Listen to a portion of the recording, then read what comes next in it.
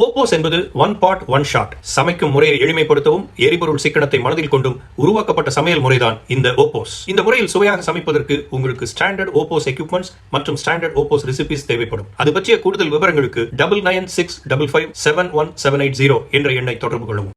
Welcome to OPOS kitchen. நான் உங்கள் ஷாலினி செந்தில்குமார். இன்றைக்கி குக்பாட்டில் வந்துட்டு நம்ம எரிசேரி எப்படி பண்ணுறது தான் பார்க்க போகிறோம். ஸோ எரிசேரி அப்படின்னும்போது வந்துட்டு நாகர்கோயிலெலாம் ரொம்ப ஸ்பெஷல். இன்றைக்கி வந்து மஞ்சள் பூசணிக்காய் வச்சு பண்ண போகிறோம். நார்மலாக வந்துட்டு சேப்பங்கிழங்கு சேனக்கிழங்குலாம் இந்த எரிசேரி பண்ணுவாங்க.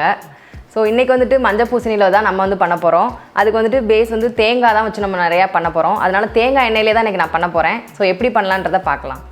ஃபஸ்ட்டு மூடியை ஓப்பன் பண்ணிக்கிறேன். உள்ளே இருக்க இன்னர் வெஸ்ட்டில் எடுத்து வெளில வச்சாச்சு. ஒரு டீஸ்பூன் வந்துட்டு தேங்காய் எண்ணெய் ஊற்றுறேன். ஸோ நாகர்கோயில்னாலே கேரளா சைடு தேங்காய் எண்ணெய் தான் ஃபேமஸாக இருக்கும். ஸோ தேங்காய் எண்ணெயில் தான் இந்த ரெசிபி பண்ண போகிறோம். 1/4 கப் தண்ணி, 1/4 கிலோ வந்துட்டு மஞ்சள் பூசணிக்காய் இருக்குது. அது கழுவி கட் பண்ணி வச்சாச்சு.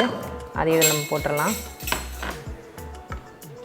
இதில் வந்துட்டு என்னென்ன போட்டு அரைச்சிருக்கேன்னா ஸ்பைஸ் பேஸ்ட்டில் வந்துட்டு தேங்காய் 1/4 கப்பு, பச்சை மிளகாய் 1, மஞ்சள் தூள், உப்பு, கொஞ்சம் பெருங்காயத்தூள், கொஞ்சம் தேங்காய் எண்ணெயும் ஊற்றி நல்லா பேஸ்ட்டாக அரைச்சிருக்கு. இதையும் நம்ம அதில் போட்டுடலாம்.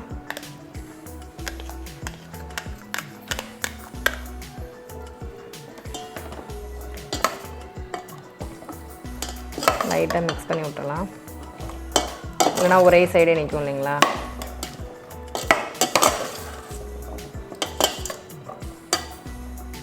அந்த தேங்காய் எண்ணெய்லாம் ஊற்றுனது இப்போவே சூப்பராக வருது, வாடை ஃப்ளேவர்லாம். ஸோ இதை எடுத்து இப்போ குக்பாட்டில் வச்சிடலாம்.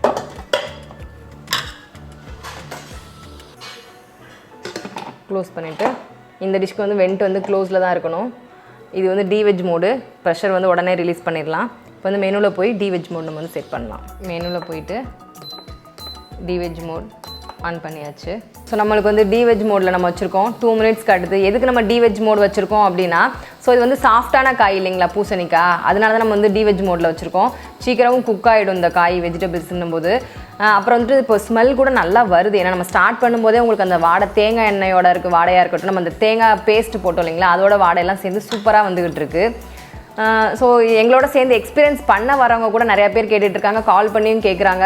ஒருவேளை அந்த குக்பாட் ஏதாச்சும் ஃபால்ட் ஆச்சு அப்படின்னா என்ன பண்ணுறது அப்படின்னு சொல்லிட்டு. ஸோ மேக்ஸிமம் இந்த மாதிரி எந்த ஃபால்ட்டும் வரதில்லை. அப்படி ஒருவேளை இன்கேஸ் வந்ததுன்னா கூட உங்களுக்கு ரீப்ளேஸ்மெண்ட் நாங்கள் பண்ணி கொடுத்துருவோம் உடனே. ஸோ உங்களுக்கு எந்த பயமும் தேவையில்லை குக்பாட்டை பற்றி. ஸோ இப்போ நம்ம பேசிகிட்டு இருக்கும்போதே பீப் சவுண்ட் கூட வந்துருச்சு. ஸோ இப்போ நம்ம ப்ரெஷர் கூட நம்ம ரிலீஸ் பண்ணி பார்த்துலாம். ஏன்னா உடனே நம்ம ப்ரெஷர் ரிலீஸ் பண்ணிடணும் இல்லைங்களா அந்த டிஷ்ஷுக்கு.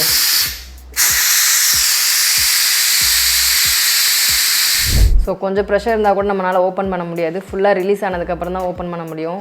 ஸோ சேஃப்டி கூட இல்லை நம்மளுக்கு. இது ஓப்பன் பண்ணியாச்சு. காயும் நல்லா வெந்திருக்கு, சூப்பராக இருக்குது. அப்படியே கலர் எதுவும் சேஞ்ச் ஆகாமல் இருக்குது. இப்போ நம்ம இன்னர் விசில் எடுத்து வெளில வச்சிடலாம். வெளில எடுத்தாச்சு.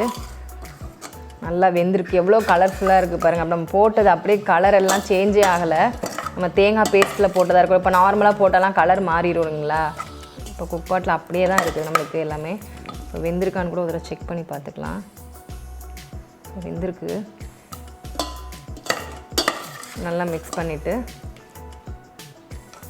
இதில் ஒரு 1/4 கப் தண்ணி ஊற்றுறேன்.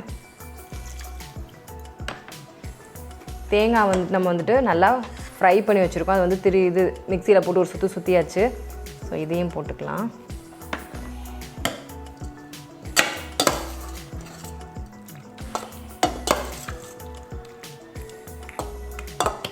லைட்டாக அப்படி மசிச்சு விட்டோம்னா நம்மளுக்கு அந்த ஒரு கிரேவி மாதிரியே வந்துடும்.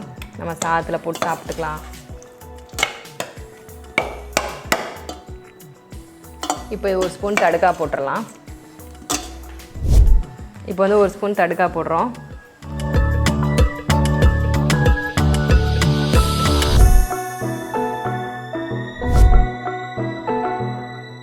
ஸோ நம்ம குக்பாட்டில் ரொம்ப கலர்ஃபுல்லான எரிசேரி பார்த்துட்டோம்.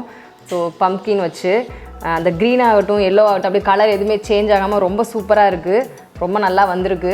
ஃப்ளேவர் எல்லாம் சூப்பராக இருக்குது.